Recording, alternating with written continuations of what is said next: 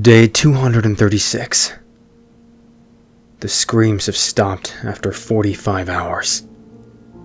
On the first 5 hours, Regis screamed, "I'll get Dr. Shantan for you. Let me go, or please just kill me, just kill me, just kill me. It hurts so much." It was always the same words, growing more desperate every time they were pronounced. The next 2,400 minutes, he could only babble incoherently and cry. Maya locked George's room from the outside, barricaded it, took all the food to her room, locked her door, and made a second barricade. She's scared, but trying so hard to focus. So hard. Day 237. I'm a mess. We're not supposed to keep a personal log here, but I need to report it. It's relevant to the experiment. Yesterday, after leaving work, Dr. Ivanov took his life. He had been quite disturbed by Regis's screams. Obviously, we all were, but he was usually the coldest one in the team. Today, shortly after hearing the terrible news, I found a brief letter in my pocket. It was signed by him. I used to think of myself as a brilliant man that could comprehend the human mind better than pretty much anyone. Maybe I am, but you know what? Is Joseph Mengele remembered for being a brilliant doctor that brought countless advances to medicine, despite it being thanks to his cruelty and willingness to perform experiments that cause awful suffering? No.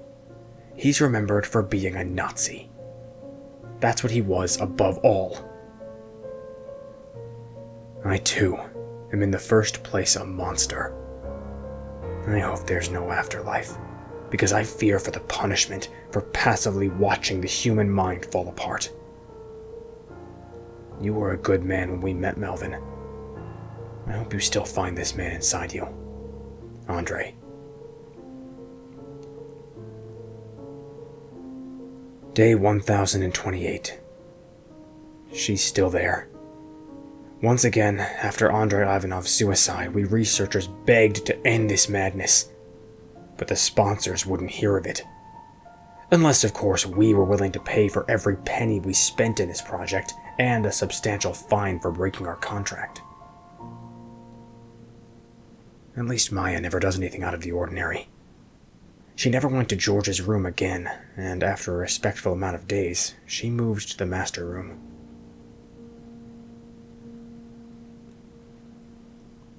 She's been really good with the craft work. Her cooking skills clearly improved. She now knows conversational Japanese and German and even started working out.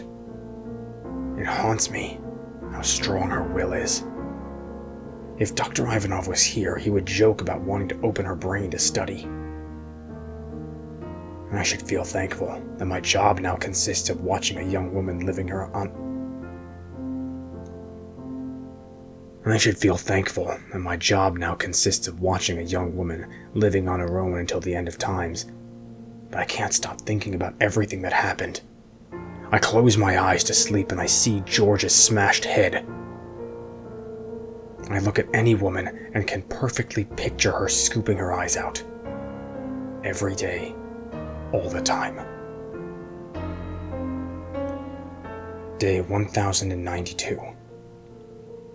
Now that Maya is of age and is working really hard, we decided to make her a nice surprise. She will live on her own forever, so we thought she might as well have a little fun alone. We left a few female pleasure supplies in the grocery room. I swear to God, we weren't trying to be gross or watch her in a creepy way during the experiment.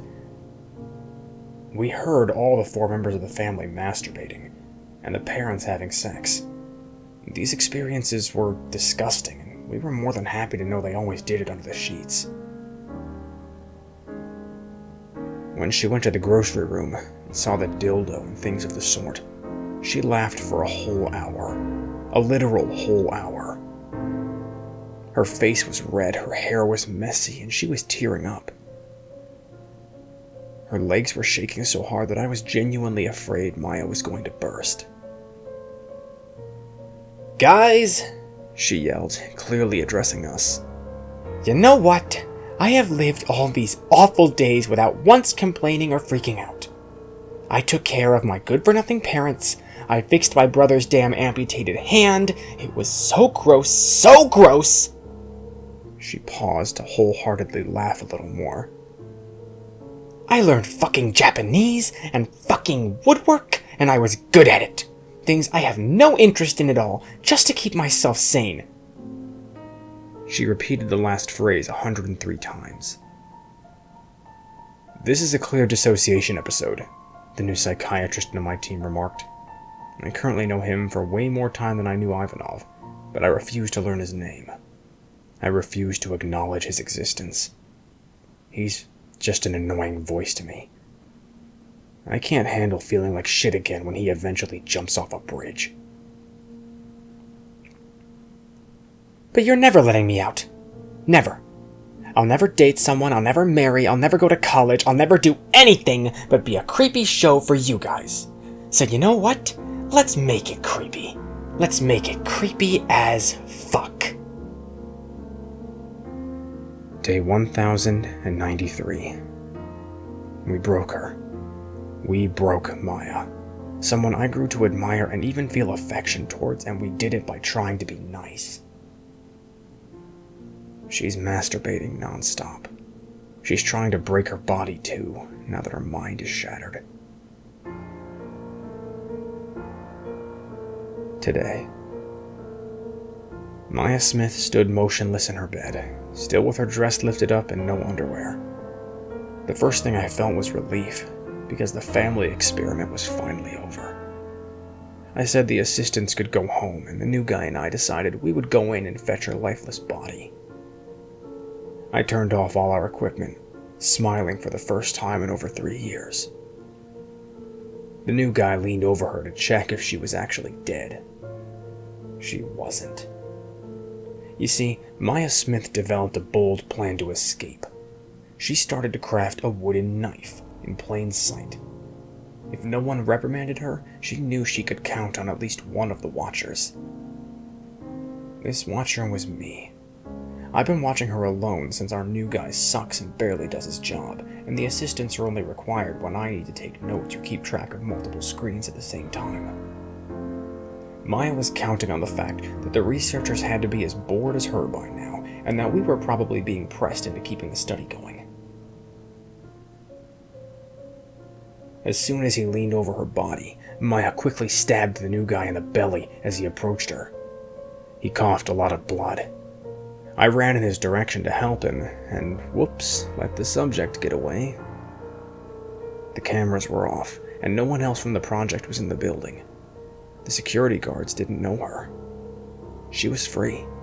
She was free and sane after putting on a very convincing show.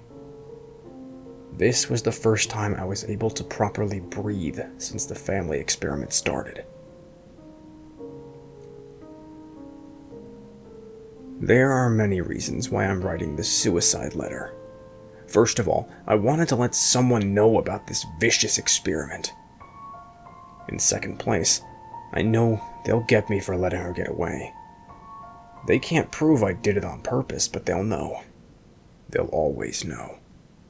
I decided to help Maya after I made up my mind about the suicide.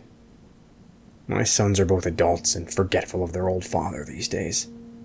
My wife died a few years prior to the project. I'm fine knowing I'll barely be missed.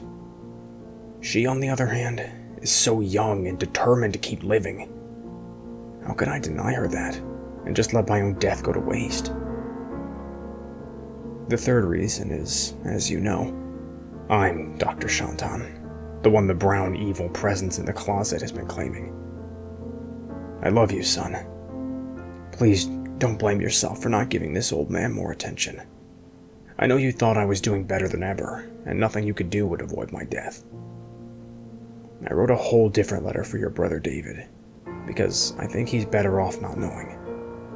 For your own safety, please keep everything a secret. I'm sorry to burden you with the truth. I'm sorry to burden you with the truth about the last years of my life. I just have one last favor to ask you. If a woman named Maya Smith ever looks for you, please help her with whatever she needs. You'll be helping your old father. Love, Melvin Shanton, aka Dad. November 20th, 2013. This week, my older brother Saul was diagnosed with terminal cancer. He asked to talk privately to me and decided to tell me his last secret. He got a very different suicide letter from our father back in 2013, entirely transcribed above. I'm David, and I've been married to a woman I love with all my heart since 2015. Her maiden name is Maya Smith. Thank you all for listening, and thanks for bearing with me while I've worked on this little project. I know it's been a while since I recorded any new content, but with moving and some other stuff getting in the way, it's been difficult to find the time. But I'm back now, and you can count on more content just like this coming out soon. I know I mentioned in a Discord update that there'll be some merchandise like shirts and maybe hats coming out soon, and I am working on the designs for those. If you'd like a little more information, you can message me directly or send an email. You can find all the means of getting a hold of me down in the description. Anyways, thanks again, and I'll see you guys next time.